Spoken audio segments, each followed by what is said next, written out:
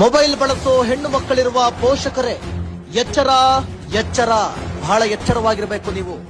Mobile ಚಾಟಿಂಗ್, dating, sex, ಗರ್ಭಧಾರಣೆ ಎಂತ ಕತೆ ಗೊತ್ತಾ ಇದು? ನೀವು ನೋಡಲೇಬೇಕಾದಂತ ಸುದ್ದಿ. ಮೊಬೈಲ್ ಉಪಯೋಗವಾಗ್ತಿದ್ಯಾ ದುರುಪಯೋಗವಾಗ್ತಿದ್ಯಾ ಅಂತ ಗಮನಿಸಿದ್ದೀರಾ ನೀವು ಯಾವತ್ತಾದ್ರೂ? ನಿಮ್ಮ ಮಗಳು ಮೊಬೈಲ್ ನಲ್ಲಿ ಏನು ನೋಡ್ತಿದ್ದಾಳೆ ಅಂತ ನೀವು ಯಾವತ್ತಾದ್ರೂ ನೋಡಿದ್ದೀರಾ?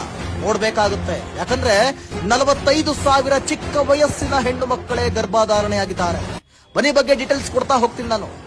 ಗಮನಿಸಬಹುದು ಈ ಮೊಬೈಲ್ ಅನ್ನುವಂಥದ್ದು ಎಷ್ಟರ ಮಟ್ಟಿಗೆ ಆಕ್ರಮಣ ಮಾಡ್ಕೊಂಡ್ಬಿಟ್ಟಿದೆ ಹೆಣ್ಣು ಮಕ್ಕಳಲ್ಲಿ ಅಂತಂದ್ರೆ, ಯಾವಾಗ ನೋಡಿದ್ರು ಮೊಬೈಲ್ ನಲ್ಲೇ ಬಿಸಿ ಇರ್ತಾರೆ ಹೆಣ್ಣು ಮಕ್ಕಳು. ಮೊಬೈಲ್ ನಲ್ಲಿ ಏನ್ ನೋಡ್ತಾ ಇದ್ದಾರೆ, ಅವರಲ್ಲಿ ಏನ್ ಮಾಡ್ತಾ ಇದ್ದಾರೆ ಅನ್ನುವಂಥದ್ದನ್ನ ಯಾವತ್ತಾದ್ರೂ ಪೋಷಕರು ಹೋಗಿ ತೆಗೆದು ನೋಡಿದ್ದೀರಾ? ಹಿಸ್ಟರಿ ಚೆಕ್ ಮಾಡಿದ್ದೀರಾ? ದಯವಿಟ್ಟು ಮಾಡಬೇಕು. ನಿಮ್ಮ ಮಕ್ಕಳ ಮೇಲೆ ನೀವು ಗಮನವನ್ನು ವಹಿಸಬೇಕು. ಇಲ್ಲ ಅಂತಂದ್ರೆ ನಿಮ್ಮ ಮಕ್ಕಳು ದಾರಿ ತಪ್ಪುವುದು ಗ್ಯಾರಂಟಿ. ಅಂತಹ ಒಂದು ವರದಿಯನ್ನ ಈಗ ನಾನು ನಿಮ್ಮ ಮುಂದೆ ಹೇಳ್ತಾ ಹೋಗ್ತೀನಿ. ಒಟ್ಟು 45,000ಕ್ಕೂ ಅಧಿಕ ಚಿಕ್ಕ ವಯಸ್ಸಿನ ಹೆಣ್ಣು ಮಕ್ಕಳೇ ಗರ್ಭಧಾರಣೆ ಆಗಿರುವಂತದ್ದು. ನಾವು ಹೇಳ್ತಿಲ್ಲ, ಮಕ್ಕಳ ಹಕ್ಕುಗಳ ರಕ್ಷಣಾ ಆಯೋಗದ ಅಧ್ಯಕ್ಷ ಕೆ ನಾಗೇಶ್ ಈ ಬಗ್ಗೆ ಹೇಳಿಕೆಯನ್ನು ನೀಡಿದ್ದಾರೆ. ಮಕ್ಕಳ ಹಕ್ಕುಗಳ ಆಯೋಗದಿಂದ ಆಘಾತಕಾರಿ ಮಾಹಿತಿಯೊಂದು ಹೊರಬಿದ್ದಿದೆ. ಸೊ ಹಾಗಾಗಿ ಇಲ್ಲಿ 45,000 ಚಿಕ್ಕ ವಯಸ್ಸಿನ ಅಪ್ರಾಪ್ತ ವಯಸ್ಸಿನ ಹೆಣ್ಣು ಮಕ್ಕಳೇ ಇಲ್ಲಿ ಗರ್ಭಧಾರಣೆ ಆಗ್ತಿದ್ದಾರೆ.